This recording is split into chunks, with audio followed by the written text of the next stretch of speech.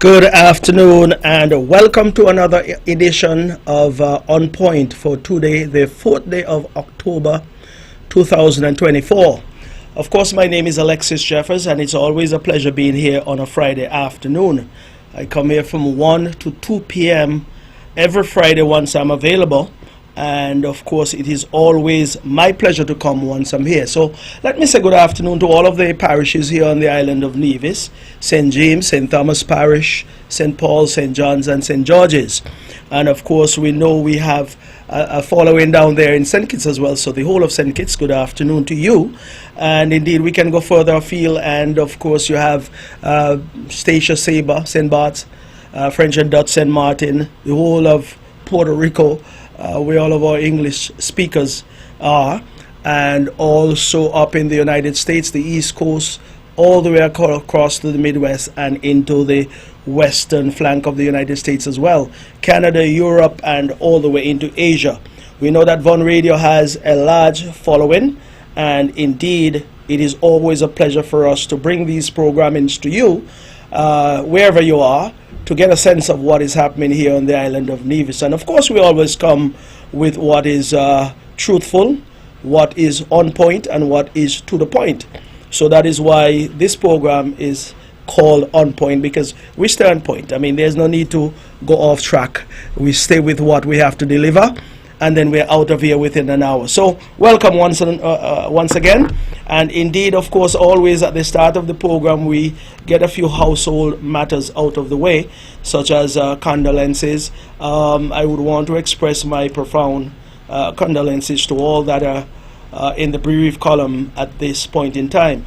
Of course, I know Calvin Jones, one of our colleagues, they call him Puffy. His aunt passed away, I believe it was yesterday. And I am not familiar with her. Maybe I am, but I would want to say the name doesn't come to me at this point in time. But I was made aware of his aunt's passing yesterday. So, Puffy, I want to extend my sympathies to you and your family. And of course, more will be said and more will be known as time go by. But of course, I thought I'll mention that since I had it noted here that he would have informed us of his aunt's passing yesterday. And anyone else who are in that particular column at this point in time, I want to express my sympathies to you. Indeed, as I always say, once there is life, there is death, and then there's life, and there's death. So it's a different day, different circumstances as we go along. I will say at this point in time, there must be someone out there celebrating at this time as well, even though there are those adverse circumstances of death. So if you're celebrating today or tomorrow, or you celebrated yesterday, I want to express my best wishes to you and ask you to go on out and have as much fun as you can today. Even if you're under the weather, find a way to celebrate, because what is a birthday comes around once per year, and indeed we always want everyone who is celebrating to live to see many more. But we never can tell when our time comes or when our time has come. So I want to say to all of us who are celebrating, or all of you who are celebrating, go out and celebrate. I don't have anyone on my list today, but of course, if you hear my voice, then I am saying to you, have fun today. Spend as much as you can on yourself, and if it is not enough, spend some more. And if you have health and strength, then you'll work towards replenishing what you would have spent. So go on out and enjoy yourself. Okay, moving right along. Weather systems. Well, around this time I always bring what I believe are some information regarding the weather systems that are out there. Indeed, we know that we are still in the hurricane season. It goes down until the 30th of November. So we have about a month, 2 months, call it about 2 months left. And so we still have to be vigilant in our approach to these 2 months. What hasn't happened before could very well happen over the next week, over the next 2 weeks. I am not hoping for it to happen, but when it's all said and done, if we had control of the weather, we will always have what we call close to perfect weather. We'll be able to turn on a switch and turn it off and get the condition that we need. But of course, we have absolutely no control over the weather. What we do have control over are some of the things we can do to mitigate against some of the challenges that may be presented by some of these weather systems, tropical storm, hurricane, and the like. So this is the hurricane season, and of course we are aware of at least 3 systems that are not so much close to us, but they are out there. One in the Gulf of Mexico, and of course there are 2 in the Atlantic that are going away from us, thank God. And it appears that they are going into open waters as well, which is even better, because every time they miss us, a storm miss us, and it goes toward land somewhere, it creates havoc. In the case of Helene, that hurricane that would have gone through Florida, through Georgia, through Tennessee, through North Carolina and beyond, obviously by the time it got into those areas, it was not so much a category 4 hurricane per se, but it started out as a tropical system and then quickly gained strength and became a tropical storm, up to the point where it became a massive hurricane in terms of a category 4. And it created a lot of mess as it went through those states. As a matter of fact, when you look at the news and you follow what is happening in places like North Carolina and to some extent Georgia and also in the state of Florida, you understand what we would not want to happen to us. Sadly, it would have happened to these particular states, and we sympathize with them. There have been some loss of lives, in excess of 200 persons, I believe. Maybe, just maybe it will be more when all is said and done. But to date, they have had quite a number of persons who would have perished with this particular storm or this particular hurricane. And indeed, the infrastructural damage that we would have seen is one that it really breaks your heart to a large extent. And it says to us here in these parts that we are quite fortunate, and the hands of God continue to be rest on us in terms of covering us to ensure that we avoid some of these difficulties and these challenges. And so when you hear that you must prepare for any hurricane or even tropical storm, I want us all to continue to take these things seriously, not come the day after and say, look, we have been hyped up for nothing. That is not the truth. And that is why I started and said that we don't have control over these systems, because they have a mind of their own. And if it is that these systems are on path to come our way, and they do not come, we just have to give God thanks and said that we would have done what we had to do in terms of preparing. And you can never over prepare, because a storm can move from a category 1 to a category 2 to a category 5 in the space of hours. So it is important to be vigilant. And one of the things that we have to keep in mind is that a lot of these storms are doing things that we have not seen in a number of years, meaning over 100 years in some cases. But that is the nature of the environment that we're in these days. In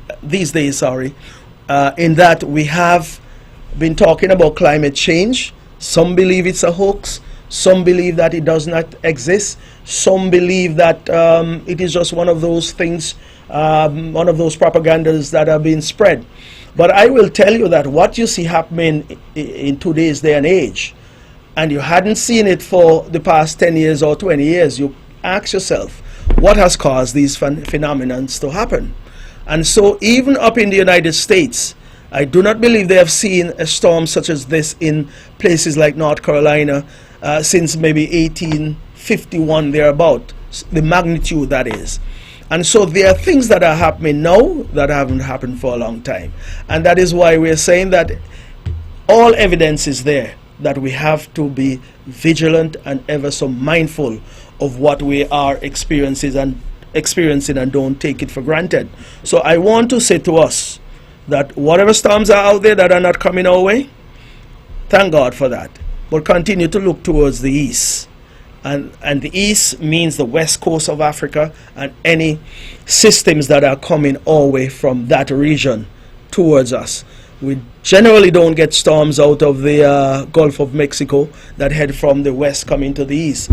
One time in the past or twice in the past that might have happened. I believe it happened with Omar, and also I believe it was Lenny back in 1999 thereabout. My recollection might be wrong, but I can recall Omar was one of those storms that came out of the west.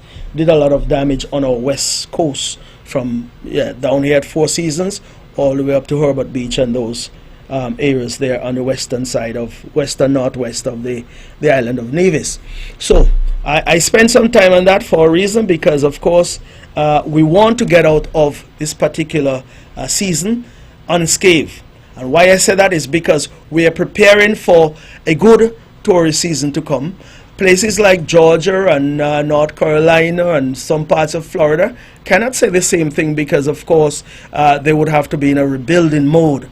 And that is the difficulty with some of these storms, that they leave a trail of disaster. You would have built up your infrastructure and your economy is sound up to a certain point, and then here comes a storm, and within hours all that you would have worked to build up, the infrastructural upgrade that you would have done, is all torn apart and washed away. And that puts you back into a rebuilding mode, which is an expensive thing to do, a rather stressful thing and a tedious thing to do. So that is why I always say that we have to continue to prepare, yes, we have to continue to pray, and we have to continue to believe that the Lord will protect us throughout this season, because I certainly am thinking that we need to have a good tourist season this year. We're hearing that Four Seasons, for example, over the weekend of the 19th and beyond, will have a buyout or whatever. They have a more sophisticated name, a term that they use, but I don't remember that now. But what it does mean is that the hotel will be closed to the general public. So only the guests that are there will be able to enjoy the amenities. So they're closed. So it's a buyout. And I believe I understand there might be another 2 in November. So you understand why we have to continue to pray and continue to hope that these storms would stay away, because with these buyout, it therefore mean that people are going to be working full time. They'll be able to make some extra money, and however the point system or the service charge and everything go down there, some people will be smiling when it's all said and done. And also, of course, something goes into the economy of Nevis and all of that. There's some multiplier effect to some of these things. So that is why we want to ensure that they do happen, and that the good Lord will continue to protect us. While I'm at that as well, let me also say that not only the Four Seasons is preparing for a good season, all of Nevis are preparing, and indeed we're hoping that we'll see those results when the time comes. Okay, so that takes care of that. Let's move on to something else. At this point, let me also just mention that earlier this week we got some lovely news, some very good news about the accomplishments of Dr. Kaylin E. Nisbet. I mentioned that because, well, I believe she's a cousin of mine, you know, because my grandmother was a Nisbet. Yeah, I'm related to the Nisbet family, so I claim in the Nisbet family as well too. Yeah, Jeffers and Nisbet and Quayle and all of them. Anyway, I want to congratulate Dr. Kaylin E. Nisbet. She became a doctor of philosophy in neuroscience, and she graduated, and of course the entire family, including her mom, Sharilla. Well, I always say Mrs. Nisbet. I apologize, because if I don't know someone by their first name, it's because I'm always respectable and respectful to them, and I just call them by their last name, Mrs. Nisbet. But I know I always call Evan, so Mr. and Mrs. Nisbet. Mr. and Mrs. Evan Nisbet, I want to congratulate you for the accomplishments of Dr. Kaylin Nisbet. Of course, your effort would have gone into ensuring that she would have succeeded. Based on your effort, she would have multiplied that and made sure that she herself succeed. And of course, she has made not only your family proud, but the entire Nivision community proud, because when I went on Facebook, I would have seen the accolades coming from all corners of Nevis and outside of Nevis as well too, because this is a daughter of the soil and someone who would have excelled abroad. And when we have persons who excel, we want to lift them up and wish them all the best for the future to come, because they are the ones who are are going to make a difference in the future to come. In her particular field of neuroscience, of course, she would make that particular difference as she go along. And I wish her well. I wish that she will have, years of success, and that will be something that we'll all be proud of when it's all said and done. So take a bow, Dr. Nisbet, and we congratulate you from all of us here at On Point. So moving along from that, let me go on to something else quickly. Of course, last week I did speak about the Wally Water Taxi facility, and those who get fed up of hearing of me, well, so be it. Because let me tell you something, I'll talk about it every month because I get the data every month, and I just want to update the general public, because not only myself is proud of the accomplishments over there, the entire NASPA team, the entire NIA, and of course the whole of Nevis and St. Kitts are proud of that particular investments. So if the pride is there, why not speak about it? And you don't have to tell me to talk about it, because I will speak about it even if I'm not told. And even if it is something that is just drifting in my mind, I'll bring it to the fore. But anyway, last week I gave you the update up to the end of July, and I said to you then that the passenger movement out there in and out of Wally Water Taxi was what? 195,782 passengers. That was last week, and that brought us to the end of July. Now I got the data for August of 2024. And indeed, we've had some significant movement as well. Persons or passengers leaving Wally going in over to Reggae Beach and beyond. There were 11,401 passengers. Passengers coming into Wally, 12,078 passengers, for a total of 23,479 passengers who would have passed through Wally Water Taxi facility. 23,479 passengers. Now you add that to the 195 passengers, well, 195,782 passengers, you get a grand total thus far at the end of August of 219,261 passengers. That is a significant number. And it's almost creeping up on what we would have divulged for the year of 2023, because in 2023 we had just over 244,000 passengers. At this rate, we're on a pathway to break records over there.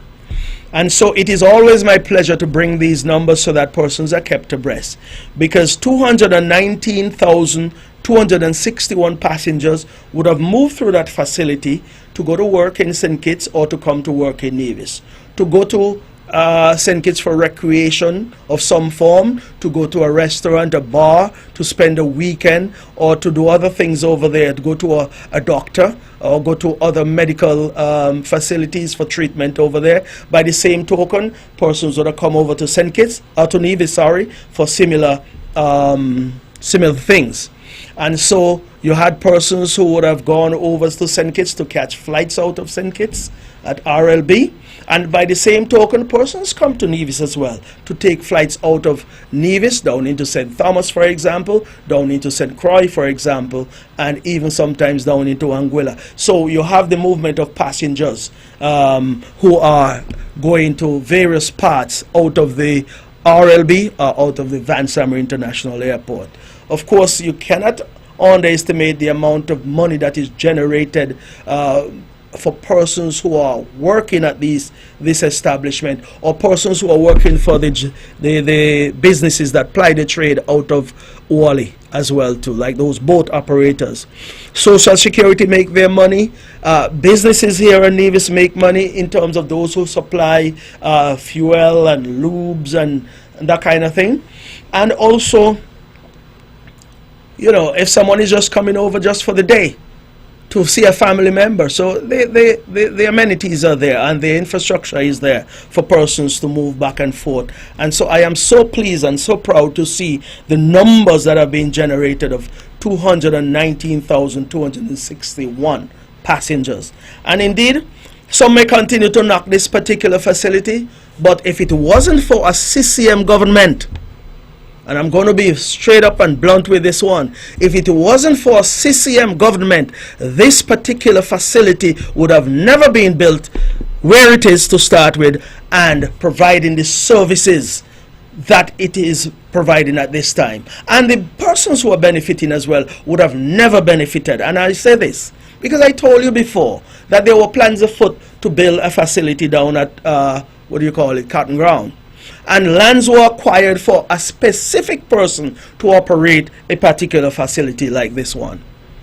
And I'll tell you this much as well, based on what we see with the car ferry that was over there since 2007, over at Catesby area, one person was operating that up until just a few months ago. And so the same thing would have happened down there at Cotton Ground. And so we came into government and we saw the wisdom behind the whole fact that we needed something. We needed a facility that would benefit one and all. And the multiplier effect is there that goes straight through the economy of Nevis, straight through the economy of St. Kitts. So the rippling effect is being felt by one and all. Not just who ply their trade over there, not just those 219,261 passengers, but everyone who have a business connected to that facility, or not directly but indirectly connected to it. And so we are pleased and we are proud of that investment, and I would talk about it every time I get the opportunity to do so, because I know where the Yahoo Pier was, the NRP was never going to do anything about ensuring that a pier go next door there at Wally as well, to shorten the journey. This is shortening the journey to St. Kitts, because if you're offering a premium service like this one, it is meant to get persons back and forth quickly. There's some people who just don't want to spend half an hour on the ocean, 45 minutes. So there are some who are the majority who now seem to want to take just 5 to 7 minutes to get there. Imagine you're trying to get to Park Hyatt. You can get there in minutes. You don't have to drive from all the way down Date Bay. And I want to say to even persons from St. Kitts who are employees at Park Hyatt, this is my admonition to you. Well, why not come to Nevis to live? Come to Nevis to live. There are rental apartments all over here. Many rental apartments here on Nevis, especially close to the pier, whether up in Newcastle or down in the Catesby area or Cotton Ground area. There are apartments all around, wherever they are. As a matter of fact, wherever you find an apartment in Nevis will be closer than you coming from Date Bay, coming from Old Road, or coming from anywhere down in the country, or even from Bastille for that matter. It's easier for you to get to the Wally Water Taxi facility, get a boat and go across to Park Hyatt. I'm not telling you to do it, you know, I'm just making the suggestion, but if you do it, I'll be happy for you, and you'll be happy for yourself as well. So it is just an idea being put out there that you can come to Nevis, grab an apartment here, stay here, get your transportation in order, and go right down to the Wally Water Taxi facility, and voila, you're over at the Park Hyatt to do your work. So that's why it was built, to capitalize on what we're seeing now. And that is vision, and that is the foresight that the Nevis Island administration would have had under the CCM. And we took all of the licks and all of the knocks, and it's there now. Yeah, it's there now. It took longer than we anticipated, because when COVID came around, a lot of things had to change. And so the same thing with the hospital. They talk about the hospital every day. The hospital will be completed as well too. The government have their plan in place, and they just have to go and execute. And I'll leave that for those in government to address accordingly. But the same way they're talking about the hospital, that too will be completed, and that too will play the part that it should play in terms of ensuring that we continue to deliver healthcare to the people of Nevis. So I am one who don't talk too much about things. I go and do the things that need to be done. There's a song, action, not a bag of mouth sweet. You have to have action, and then the talk come after. So I go and do, and then I talk. So this pier, I can talk about it over and over again, because the knocks that I receive and the government receive, that was all what it is, politics. And we understood that. And we took our licks, and it's over there now. Boy, that facility is one of the best. One of the best, and everybody talks about it, and everybody sits inside of that departure area, and oh man, they don't even want to catch the boat when it's all said and done. They feel so good inside that place. Air conditioned, nice painting on the walls, nice ambience. And listen, if you all rile me up some more, talk some more, but I'm going to leave that for now. But the Wally Water Taxi facility, continue to make the money. Everybody making money. That's the bottom line. Everybody making money, and nobody can say otherwise. And all I implore upon the persons who work over there, continue to offer the services that are consistent with what we want to have delivered over there in terms of keeping the service to the point where people are pleased to come through that facility. They're happy to come, happy to go, and happy to come back. And thank you in advance. Okay, so let's get off of that now. Because like I said, I can talk about that all day. Now, yesterday, we had some movement of trucks from the government quarry up there in the New River area all the way to Long Point. I am certain persons, absolutely persons who are traveling back and forth, who traverse between Long Point and New River area, would have seen the amount of trucks coming down the hill and going back up the hill. Yeah, we had a shipment, that is the Nevis Housing and Land Development Corporation would have shipped out 2,550 tons of unprocessed gravel yesterday to St. Martin, and I believe they're currently unloading those gravel and those stones over there in St. Martin as we speak. So that was a commendable effort on behalf of the Nevis Housing and Land Development Corporation. Let me commend the minister, the Honorable Eric Evelyn, the manager there, general manager, that is, Dexter Boncamper, and all of his team, including Karen Claxton, who is up there in, Karen Claxton, she now has another title. Well, Karen Claxton, and it's not simple, well, whatever it is. But Karen, you know who you are. Karen manages that quarry. That's a young lady. Yeah? When we saw her potential years ago, we gave her the keys and said, you manage the quarry, and she's been doing a phenomenal job up there. And all of the other workers who work along with her to make sure that that place continue to produce. So 2,550 tons of gravels were shipped out. And of course, truckers made money yesterday. You know, I like to talk about money, you know. When I say talk about money, I like to see people making money. M-O-N-E-Y. And when the NRP continue talk, people continue to make money. The truckers made money. The port made some money. Of course, fuel stations, those fuel stations that sell diesel, they made some money yesterday, especially those on that side of the island going up towards Gingerland. Shops and eateries made some money yesterday, because at one point I think they had to stop and grab something to eat while they're hustling. And indeed, the agent would have made some money who handled that boat. One or two of them would have had some difficulties with the tires. So repair shops, tire repair shops would have made some money. Inland Revenue will collect some money. Of course, all of the activity yesterday translated to money. And the good thing is, thank God, no one would have had any mishap to, derail them from making some more money today or mess up their business trade. So I want to say thanks to the Almighty for that. But it was good to see that activity yesterday. And indeed, in the near future, we'll see more. I have always contended, and when we started shipping gravels to St. Martin, to St. Kitts, to Guyana, the whole idea was, and when I spoke to some of these agents or some of these boat operators, you come to Nevis, you bring sand, you bring other things like cement and other products. But when you come, you're leaving here empty. And then you're burning fuel going to the next destination, maybe back to Guyana empty. So why not? Or maybe not even Guyana, but going down to, let's say, St. Lucia to load up with stones or whatever. So why not get some stones from Nevis? And then you can make a direct check to Guyana. Instead of spending 8 days to go there, you spend 4. You cut it in half. Maybe they spend even more than that if they're leaving here empty to go to St. Lucia, because they then have to get some berthing time and all sorts of things and all kind of delays. So you drop off your sand here, and then at the same time you're loading up again with stones and you're going. And that is how trade should be. And that is what we should be thinking as an island, in terms of how can we put something on a boat that is coming here to drop off something.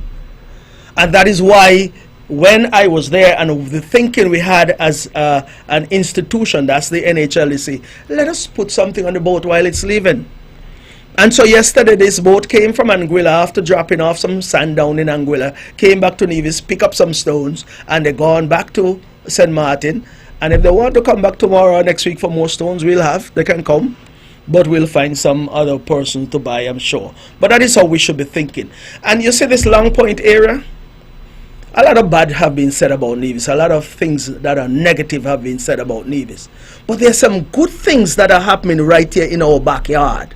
Some good things that have transformed the economy here on Nevis, whereby we're not importing certain things anymore. We are now exporting. We are importing, let's get it right, we're importing raw material, because some of the raw material that is being used for production over there and manufacturing over there on Long Point are not being produced here. But at least we know a final product is being had right here in Nevis instead of importing a more expensive or final material, a final product. We are producing it here. So over at Long Point, when the CCM was putting their plans together and opening up Long Point as a commercial district, the plans were there, and you're seeing the plans being rolled out. You're seeing persons taking advantage of the fact that that is the area for manufacturing. I just spoke to you about Long Point Port, where we normally would receive and export goods. Now you have production being done over there, manufacturing, that is. You have galvanized being made over there. You have chain link fence being made over there. You have furniture being made over there. You have a concrete plant over there. Well, one was there before. Two of them were there, one shut down, but one is still ongoing. You have shutters, windows, and guttering being made over there. As a matter of fact, earlier this week, I believe it was, I saw on Facebook where this gentleman, Carl Liebert, he owns this business, Secret, was advertising or displaying the glass, those impact glass that he would have brought in to do the final production of windows. So windows are being made there, so at least you can go on site and see the window that you need or you'd like to purchase for your home, or maybe have it custom made. Go and ask a question, yeah? And at least, of course, you have other things going on over there, air conditioned business. What I would like to see established over there, though, an idea came to mind. We can produce PVC piping here. It is not a sophisticated process.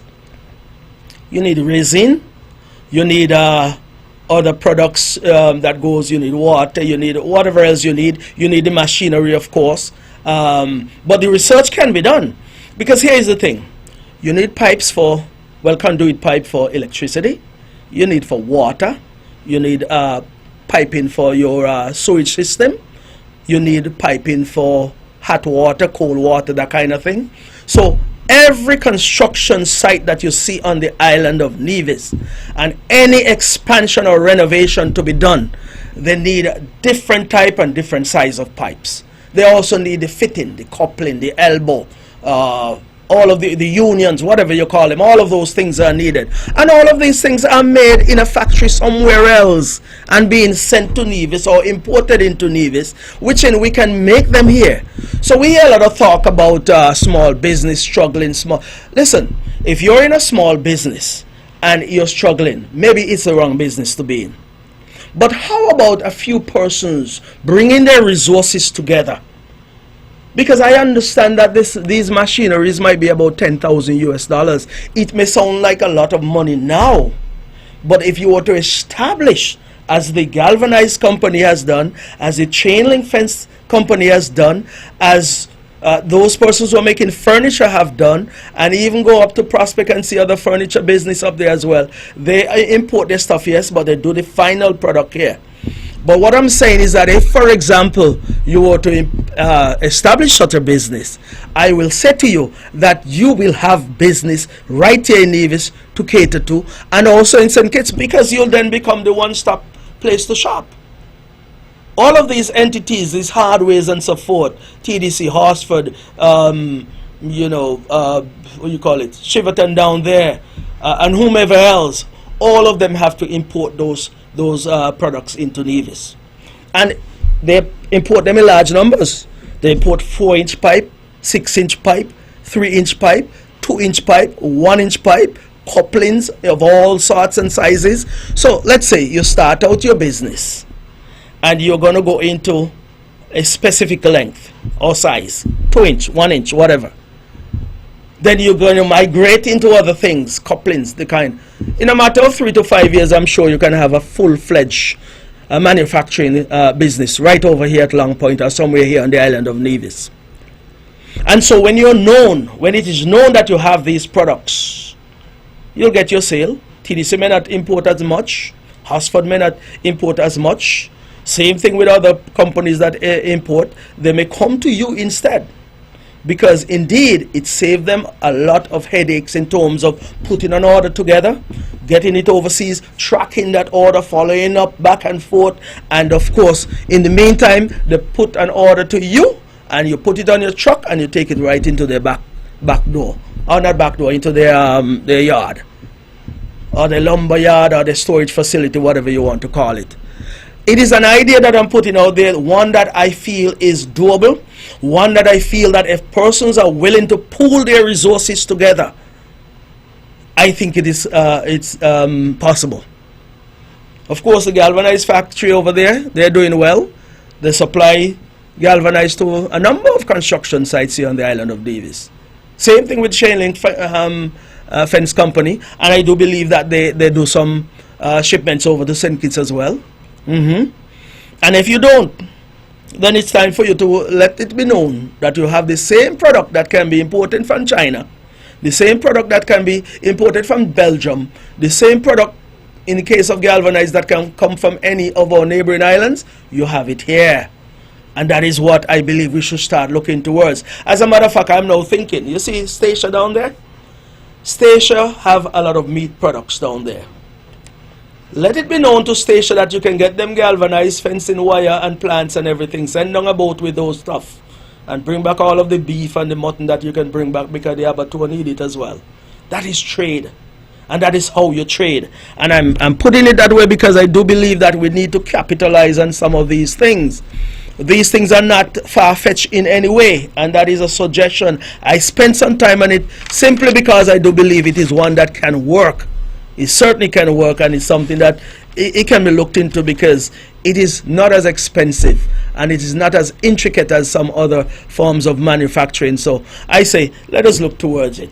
Okay, so I'm going to leave that for now, because, you know, we're here to provide some ideas, yes, and we're here to say to the people of Nevis, instead of complaining, instead of complaining, let us go out and use our brain to come up with ideas that we can apply to this economy to help it to grow. Because once you get into that form of business, of course you'll need employees, you'll need the raw material. Of course they will come into our port, and port will make some money, customs will make some money. You can therefore go to the Nevis Island Administration as a new business to get the necessary concession and the necessary waivers that will give you a chance to grow your business to the point where you can become profitable in the end, and then you start paying back for the concession that you would have gotten. When I say pay back, at least the government can make some money off of you as a result of the input they would have made into your business. So that is something I'm hoping that we would consider. So I leave that for now. I said I was going to get off of it. Let me get off of it. But it is something that we can speak about some more. Okay, so earlier this afternoon I went down to, earlier this morning up until just about 12:30, I went down to the Malcolm Gishard Recreational Park, and there was a consultation held there that was held by the government of St. Kitts and Nevis, and this is their national consultation and 90-day campaign against crime and violence. They invited quite a number of persons, different cross-section of the community, and of course there were presentations made, and then there was a discussion thereafter. But of course we know crime is something that continued to impact the island of Nevis, the island of St. Kitts, and the Federation of St. Kitts and Nevis. We have had our challenges over the years. We still continue to have challenges. As a matter of fact, the court continues to struggle with these issues, crime and violence. The churches continue to struggle. Of course, the entire community throughout St. Kitts and Nevis, civil society, of course, everyone have their difficulties and their struggles with crime and violence, because if it doesn't impact us directly, it does impact us indirectly. Every time there is a murder, every time there is an incident that is a negative one, it affects the good name of St. Kitts and Nevis. And so over the next 90 days, the effort is being made to find out what are the real cause of some of these crime and violence in the Federation of St. Kitts and Nevis. And so we all know that it is not something that started yesterday. It didn't start with someone who is 27 years old. It didn't start with someone who is 30 years old. Some of these influences would have started when persons were much younger. We had incidents in St. Kitts. We had Buckley's riot, we had Bottle and Stones in St. Kitts, we had all kind of gangs that came about, we had all kind of attempts were made to unrest this situation. So there have been a number of situations that have impacted the communities here on St. Kitts and Nevis. And there have been efforts made to arrest the situation. But in truth and in fact, we have to continue to ask ourselves the question, when will it end? But how do we put an end to these situations? And all of us have a brain in our head, and all of us have influences that we can either embrace or we can shun those influences. And of course, our young men and young women who are mostly involved in these situations, we need to find out, well, what else need to be done to help them along the way so that they can rid themselves of these situations. We're losing our future right in front of our very eyes, because we have lost hundreds of our young people in the age range of 18 to 45 or 18 to 35, for example, where we call these are our youth. You're considered a youth within that age range. And we have lost hundreds of our young people.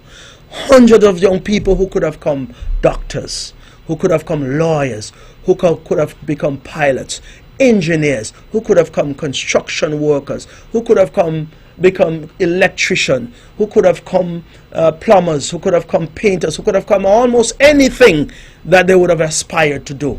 And so when we lose our future right before our very eyes, it makes the future of the Federation of St. Kitts and Nevis much more difficult to comprehend. And so these consultations have been put together, the strategies are being put together, and of course we need the help of everyone.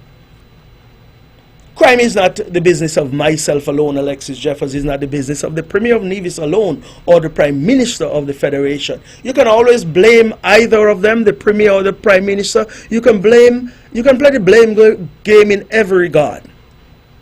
But while you're blaming, the question is asked then, what are you doing?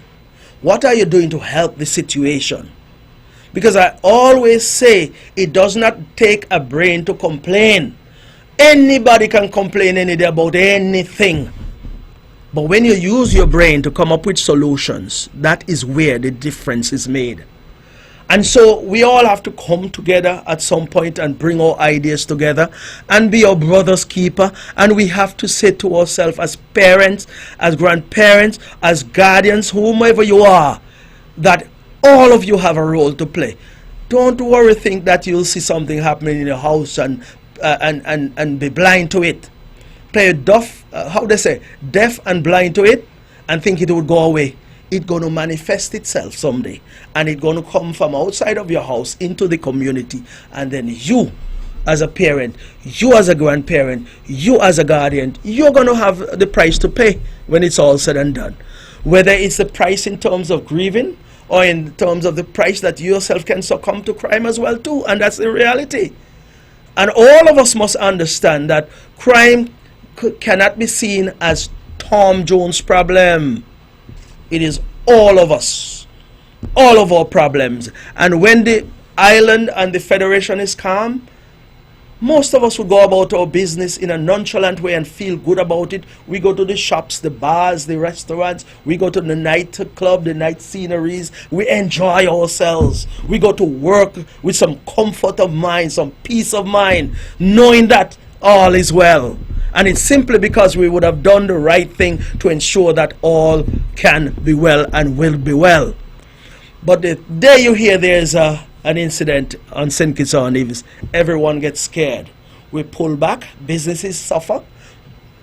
The places we used to go, we pull back because of the fear that something could very well happen to us. We don't want to have that in our community. And so it is for us then, therefore, to do what is necessary as a people to go on out and support the police in their actions, support the government, support any group or civic-minded group that is out there that is doing anything to mitigate against some of these circumstances and to ensure that we can bring about a peaceful and harmonious communities here in Nevis and on St. Kitts or in the Federation.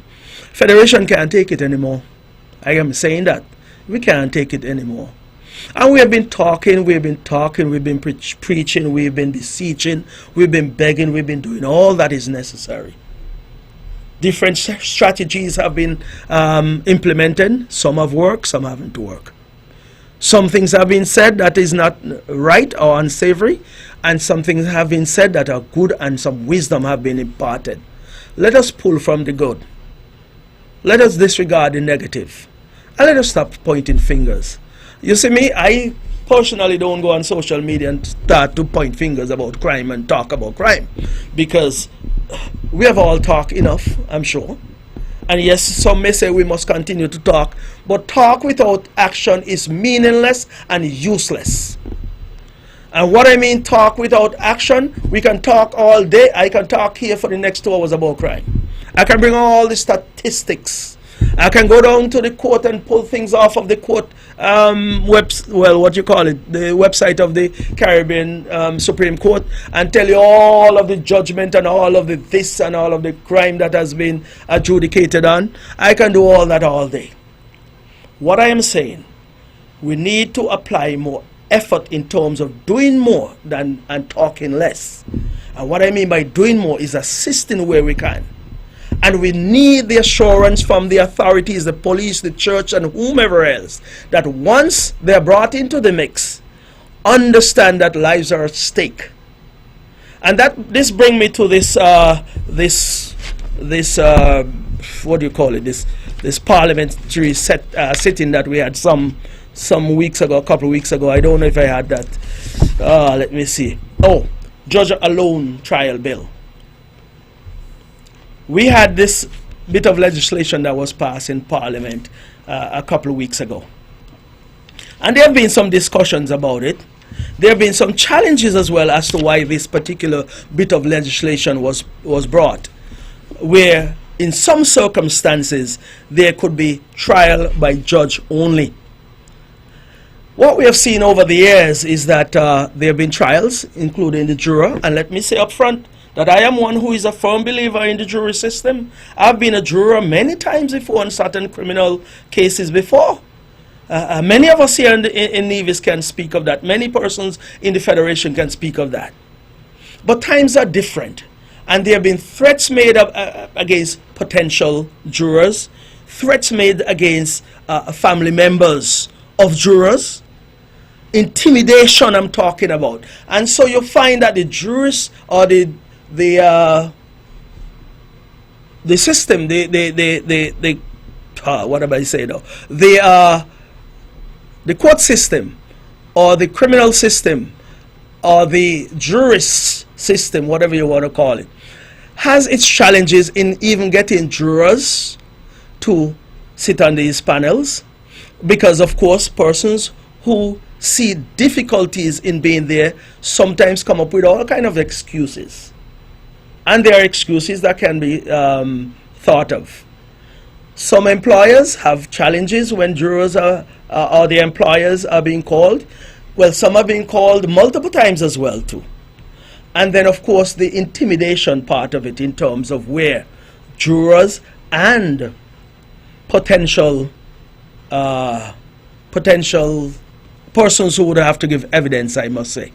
So with all of these difficulties that are being faced, with the case that is to be tried is held up for a number of months, a number of years, where you can't get justice in a timely manner because you have a difficulty in getting persons to come and testify, then of course the system has to flow in some way.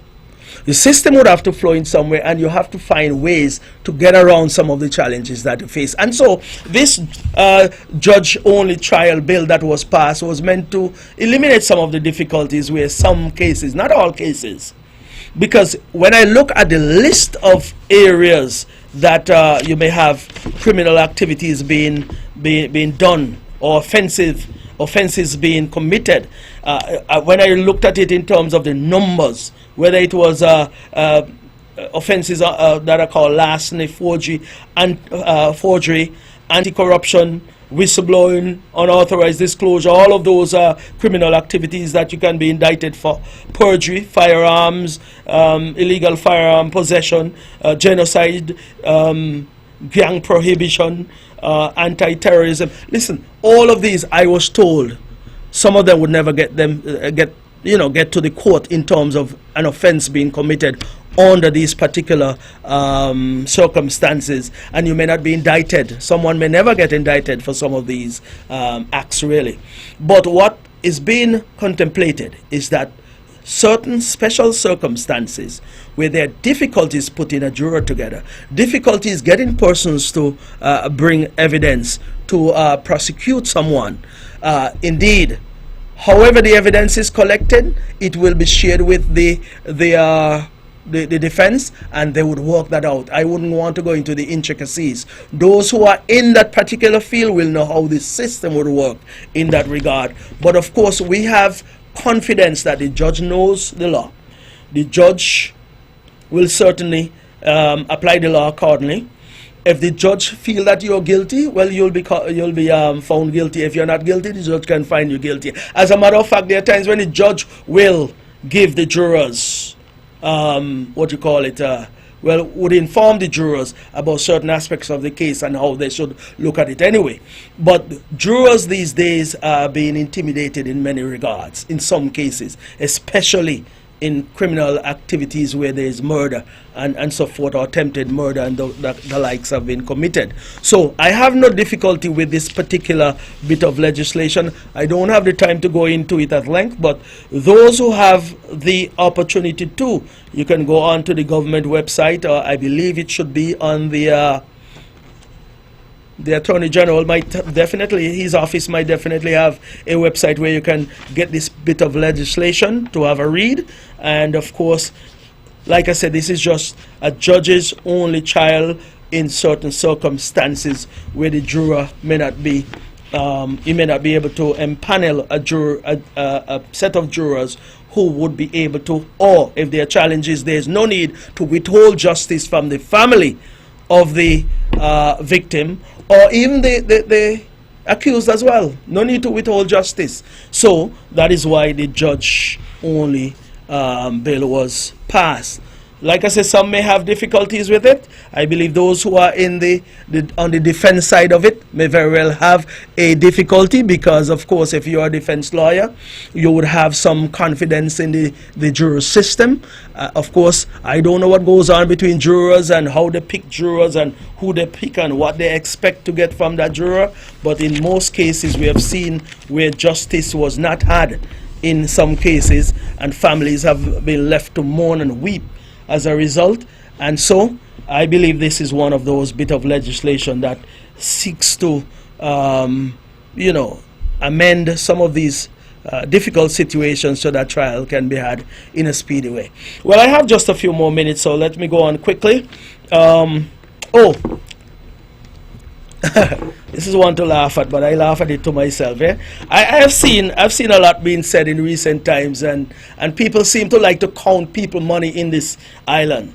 Count your money, see how much you're making, count everybody money, and their money is being made, and nobody's stopping them from making money, but they don't want nobody to count theirs. But anyway, I see in recent times a lot of noise being made about the Honorable Latoya Jones and myself being advisors to the Premier. Well, listen, I have no difficulty with anyone expressing their opinion. That is fine. But I want the NRP and its leadership to know. Well, let me say, Janice, if you didn't know, right, NRP had 7 advisors between 2006 and 2013, and they add on 1 in 2011 when the fella, the Hensley, was made null and void. He was made null and void on Monday, and by Tuesday he was an advisor collecting his what you call it, collecting his minister's pay, yeah? So I said that to you because it seems as though you and the NRP seem to think that people have forgotten. I want to say to you, all of the advisors that the NRP had was collecting $7,500 per month. $7,500 per month. You had an advisor to the Premier. You had an advisor in health. You had an advisor in education. You had an advisor in culture. You had an advisor in tourism. You had an advisor in labor. You had an advisor to the advisor. All kind of advisors. 7 of them. And all of them were getting $7,500 per month. When you multiply that by 12 months, they were getting $52,000 per month. So you can count our money, yes, but we can count yours too, because yours have been documented. They're there to see. $52,000 per month. And you multiply that by the 7 years, or not 7 years, 6.5 years. Or let me call it 78 months. Let's be specific. 78 months, because it was 5 years and 18 months. So you call it 78 months. You multiply 7,500 by 78 months. All those advisors went on with 4,095,000. I had to calculate it just before I come on the air. 4,095,000. That's a lot of money. I wonder what we could have done with 4 million. We could have built, that 4 million could have built about 20 houses, you know? Maybe about that. Well, my calculation might be wrong, but you know how much houses Nivisions could have gotten for that? Young Nivisions? Well, on top of that, they also got $890,000 in gratuity, you know, because each one, the contract had a 20% gratuity after 3 years. So they collected $819,000 in gratuity. On top of that, they got the $4 million, $4,095,000 in salaries. So if they're counting Latoya and myself's money, right, continue to count, but this money don't pay out to them. But they seem to think that we have forgotten that all of these advisors, the fellow there at Wally, whatever his name is, he was the advisor in tourism, running his hotel, but he was the advisor in tourism. And you see, they're still looking to come back, you know, because I understand instead of these is 14, they had planned if they were to be in government in 2022. But the Lord sees and He knows that Nevis couldn't have taken that. But you multiply the 7 times 2, that's 14 advisors they were planning on having, so you could double up and triple up whatever money they were getting before. But I'm not going to go any further with that. But I say, every time they come with the foolishness, yeah, they need to go and sit down and behave themselves. Why? Every time they bring up something, is something they have done, and they did it 10 times, 100 times, 300 times worse than the CCM. The CCM has 2 good advisors. Community Affairs is Latoya Jones, and she has been rolling out programs, and she's been having her, her seminars and different consultations done all down there at Malcolm Gishard Park. I've been given the task of bringing the pieces together with respect to that investment in the airport and other investments that I'm working on, and I continue to work every day on behalf of the people of Nevis, and I'll continue to do so, and the results will be there to show, yeah, because that is me. I talk less and I do more, and that is why I say every penny that the government pays to Latoya and myself is money is well spent. But look here, $4,095,000 was paid to these advisors over a 78-month period. Oh my goodness. Just think about what that could have done. Listen, my time is up, and like I said, I don't have money for overtime. So I am going to start to go into a wrap-up phase and say to all of you who have joined me today, thank you for listening and viewing. Of course, this particular program is available and archived on YouTube. on the Von Radio YouTube channel and also on Facebook, so you can go ahead and listen to it at a later date. I want to say it is always my pleasure coming here. Thanks for listening and viewing today. If you go to church on a Sunday, as I always say, go to church on Sunday to serve your God. If you go on Saturday, do likewise. And as such, I want to say thank you. May God continue to bless the island of Nevis and bless the people therein, and may we all continue to do the work to advance the good name and the good purposes here on the island of Nevis. Thank you for listening. It was indeed my pleasure, and have a wonderful and safe weekend.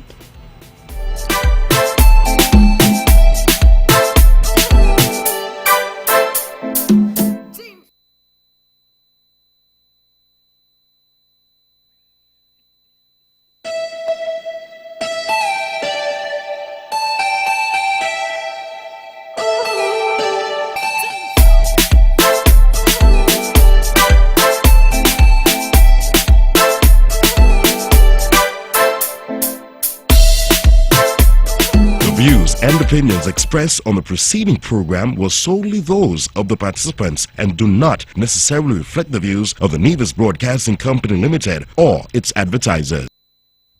With all the power from the tower, this is the powerhouse of the Eastern Caribbean, VON Radio, from the Federation of St. Kitts and Nevis.